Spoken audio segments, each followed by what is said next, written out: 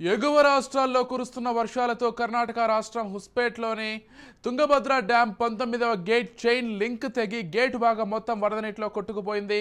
దీంతో ప్రాజెక్టు పై భారం పడకుండా 33 గేట్లను ఎత్తి అధికారులు దిగువకు నీటిని విడుదల చేస్తున్నారు. అదేవిధంగా స్టాప్ లాక్ గేట్ ఏర్పాటు చేసి నీటి వృధాను అరికెట్టేందుకు తీవ్రంగా శ్రమిస్తున్నారు. ప్రస్తుతం ప్రాజెక్టులోకి ఇన్ఫ్లో 32,924 క్యూసెక్కులు కాగా అవుట్ఫ్లో 1,20,097 క్యూసెక్కులుగా ఉంది. ప్రాజెక్టులో ప్రస్తుతం నీటి మట్టం 1627.15 అడుగులు కాగా పూర్తి స్థాయి నీటి మట్టం 1633 అడుగులు ఉంది.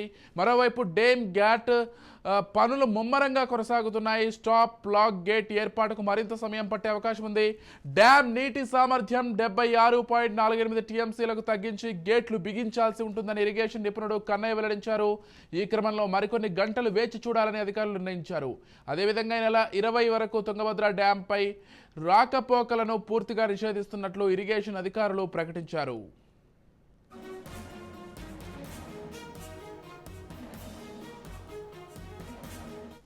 రైట్, ఇక ఇదే అంశానికి సంబంధించి పూర్తి సమాచారం అందించడానికి మా ప్రతినిధి శివరాజ్ ఫోన్ ద్వారా సిద్ధంగా ఉన్నారు. రైట్, చెప్పండి శివరాజ్, ప్రస్తుతం తుంగభద్ర నది పరిస్థితి ఏ విధంగా ఉంది? ముఖ్యంగా డ్యాముకు సంబంధించి కొత్త లాక్ గేట్ అమర్చడానికి ఎంత టైం పట్టే అవకాశం ఉంది? అసలు పూర్తి సమాచారం ఏంటి? విజయ్, ఏదైతే తుంగభద్ర డ్యామ్ లో ఉన్న 19వ గేటు తెగిపోవడంతో దాదాపు 1,00,000 క్యూసెక్ల నీళ్లు దిగువకు విడుదల చేయాల్సిన పరిస్థితి ఏర్పడింది. ముఖ్యంగా ఏదైతే తుంగభద్ర డ్యామ్ కు ఉన్న 33 గేట్లలో 19వ గేటు తెగిపోవడంతో ఒకసారిగా ఏదైతే డ్యామ్ పైన ప్రెజర్ పడే అవకాశం ఉండడంతో మిగతా గేట్లను కూడా ఎత్తి దిగువకు నీరు విడుదల చేయడం జరిగింది డ్యామ్ అధికారులు. ముఖ్యంగా ఏదైతే 70 ఏళ్ల క్రితం డిజైన్ తో ఏర్పడిన ఈ గేటు మొన్న కొట్టుకుపోవడం జరిగింది. ఏదైతే చైన్ లాక్ సిస్టమ్ ద్వారా ఈ డ్యామ్ గేట్లను ఆపరేట్ చేస్తుంటారు. అయితే ఈ చైన్ లాక్ లో ఒక చైన్ తెగిపోవడంతో డ్యామ్ గేట్ పూర్తిగా కొట్టుకుపోవడం జరిగింది. అయితే రిటైర్డ్ ఇంజనీర్ ఎవరైతే కన్నయ్య నాయుడు ఉన్నారో ఆయన ఆధ్వర్యంలో ఇప్పుడు డ్యామ్ గేట్లు ఏర్పాటు చేసే ప్రయత్నం టీబీ డ్యామ్ బోర్డు అధికారులు చేస్తున్నారు. నిన్న కర్ణాటక సీఎం సిద్ధరామయ్య కూడా వచ్చి ఆ డ్యామ్ గేట్ ను ఏదైతే చూడడం జరిగింది, అధికారులను ఆదేశించడం జరిగింది. ఏదైతే 2-3 రోజుల్లో ఈ పని పూర్తి చేస్తామని చెప్పడం జరిగింది. అయితే నీటిని పూర్తిగా దిగువకు విడుదల చేస్తే తప్ప డ్యామ్ గేట్లు ఏర్పాటు చేసే అవకాశం లేకపోవడంతో డ్యామ్ గేట్లు మొత్తం 33 గేట్లలో 28 గేట్లు ఎత్తి ఉన్న నీరుని మొత్తం దిగువకు విడుదల చేయాల్సిన పరిస్థితి ఏర్పడింది. అయితే నిన్నటి నుంచి డ్యామ్ గేట్ ఏర్పాటుకు అధికారులు శ్రీకారం చుట్టారని చెప్పొచ్చు. దాదాపు చైన్ లాక్ సిస్టమ్ ద్వారా ఉన్న